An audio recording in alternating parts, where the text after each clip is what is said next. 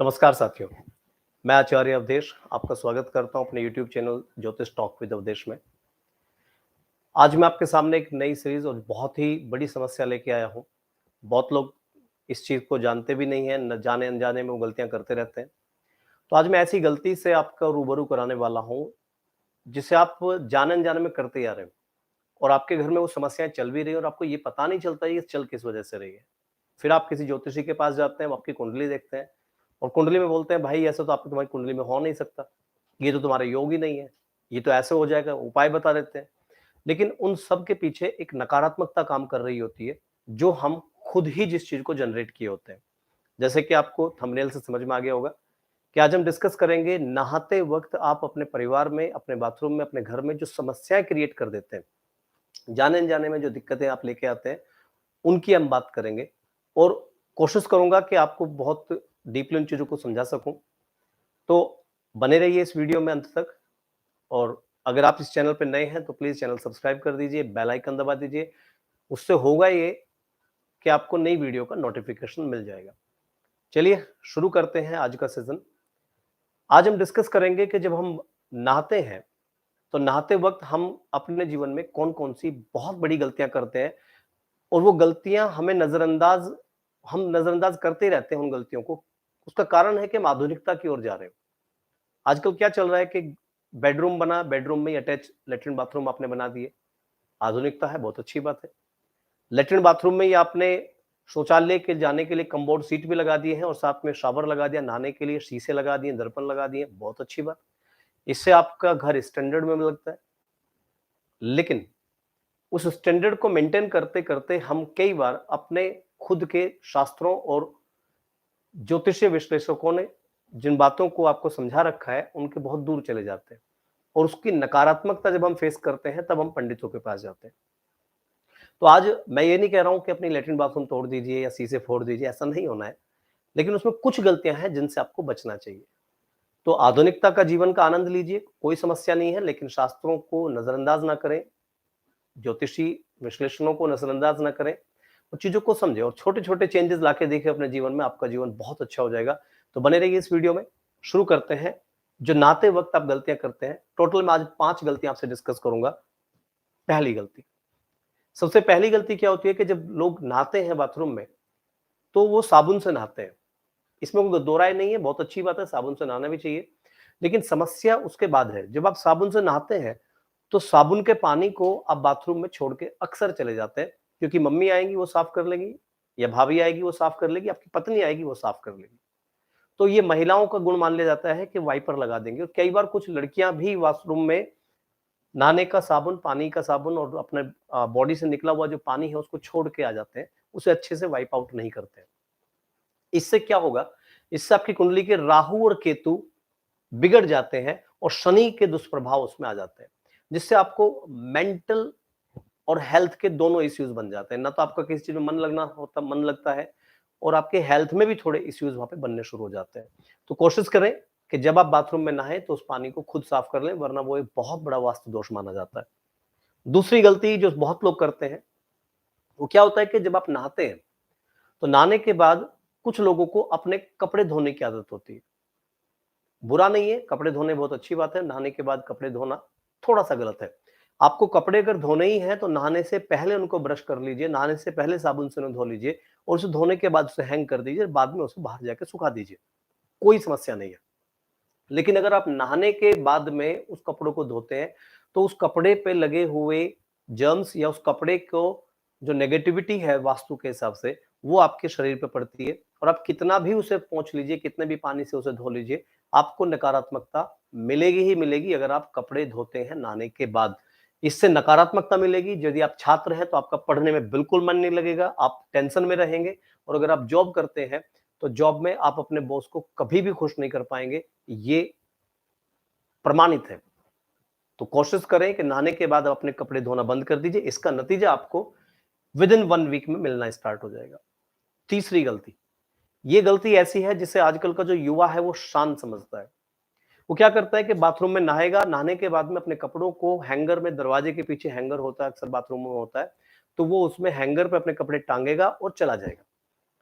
कोई आएगी आएगा, जो भी नेक्स्ट आएगा उन कपड़ों को उठाएगा, वॉशिंग मशीन में, टब में, कहीं भी उनको डालेगा जहाँ पर धोने के कपड़े रखे जाते हैं।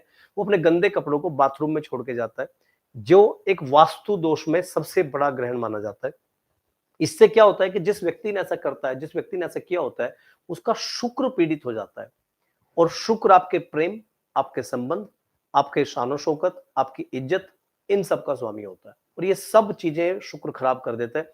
अगर आपके मान प्रतिष्ठा में कहीं कमी आ रही है, अगर आपका मेकअप बार-बार बिगड़ जाता है या आप सफेद कपड़े पहन के जाते हो बहुत जल्दी-जल्दी गंदे होते हैं, तो समझ लीजिए आपका शुक्र बिगड़ा हुआ और आपने उसके पीछे गलती क्या की है कि आप अपने कपड़े बार-बार सालों-साल टाँगते आ रहे हैं। अच्छा, ये दोष ऐसे नहीं है कि एक दिन आप करेंगे तो उसी दिन आप पे दोष लग जाता है, ऐसा नहीं माना जाता। ये आपकी हैबिट बन जाता है, तब ये वास्तु में समस्याएँ क्रिएट करता है। ऐसा नहीं कि मैंने आज कपड़े टाँग दिए, मैं भूल गया तो आज ही मेरा फजीता हो जाएगा, ऐसा नहीं होता है। आप कपड़े टाँगते रहिए, वो एक हैबिट बन जाए, वो आपकी प्रवृत्ति बन जाता है, तब उसके नेगेटिव इफेक्ट सामने आते हैं। तो इसको प्रवृत्ति बनने शुरू की, एक आध बार आपसे गलती हो जाए, वो बहुत बड़ा इश्यू नहीं है। बच्चे अगर इनके होते हैं तो विवाह लायक बच्चे होते हैं, इनके विवाह में देरी आती है, विवाह देर से होगा इनके बच्चों का, वहाँ ये बच्चों के लिए परेशान हो जाते हैं। दूसरा, इनकी उम्र से कम बच्चे, मान लीजिए 40 साल के व्यक्ति हैं और 20 साल का कोई बच्चा है, तो वो इनकी इज़्ज़त नहीं करता है, इनके कंधे पे हाथ रख के बात कर सकता है। अगर आपको लगता है कि आपसे कम उम्र के बच्चे, आपसे छोटी उम्र के बच्चे आपको इज़्ज़त नहीं दे रहे हैं, आपको सम्मान नहीं दे रहे हैं, तो फिर ध्यान दीजिएगा कहीं आप निरंतर समय से लगातार अपने जीवन में नहाने के बाद अपने कपड़ों को बाथरूम में छोड़ के तो नहीं आते। अगर ऐसा है तो उनको उतारिए और आपको 1 महीने में इसका नतीजा, इसका फ़र्क नज़र आना स्टार्ट हो जाएगा। इनकी सेक्स लाइफ़ बहुत खराब हो जाती है। इनमें पति-पत्नी में विवाद रहते हैं, पति-पत्नी की आपस में कभी भी अच्छे से मनमुटाव, मतलब कभी भी इनका अच्छे से विचार नहीं मिलते हैं और ये एक-दूसरे से अक्सर कटे-कटे ही रहते हैं। इनमें मनमुटाव बहुत रहता है। माफ़ कीजिएगा, यहाँ पे ज़बान फिसल गई थी। नेक्स्ट आइए। तीसरी गलती जो बहुत बड़ी होती है, इसमें क्या होता है कि नहाते समय कुछ लोग, क्योंकि आजकल आधुनिकता है तो बाथरूम में शावर भी है और शावर के सामने ज्यादातर लोगों के बाथरूम में एक दर्पण लगा होता है, शीशा लगा होता है। तो कुछ लोग क्या करते हैं, नहाते वक्त अपने आप को दर्पण में देखते हैं, या तो साबुन लगाते हुए देखते हैं या नहाते हुए देखते हैं, बाल धोते हुए देखते हैं, मतलब वो खुद को दर्पण में देखते हैं। अगर आप नहाते समय खुद को दर्पण में देखते हैं तो आपका सूर्य रुष्ट हो जाएगा, क्योंकि दर्पण सूर्य के तेज को रिफ्लेक्ट कर देता है और वो आपका जो तेज है वो आप पे रिफ्लेक्ट हो जाता है, लेकिन वो पॉजिटिव नहीं, वो नेगेटिव है, क्योंकि वहां पे राहु और केतु ऑलरेडी होते हैं, क्योंकि बाथरूम में राहु और केतु का वास माना जाता है। तो शुक्र पे ग्रहण योग लगता है, जिससे आपके पिता और माता दोनों का स्वास्थ्य खराब हो जाता है, जिससे आपके जननांगों संबंधित समस्याएं बन जाती हैं।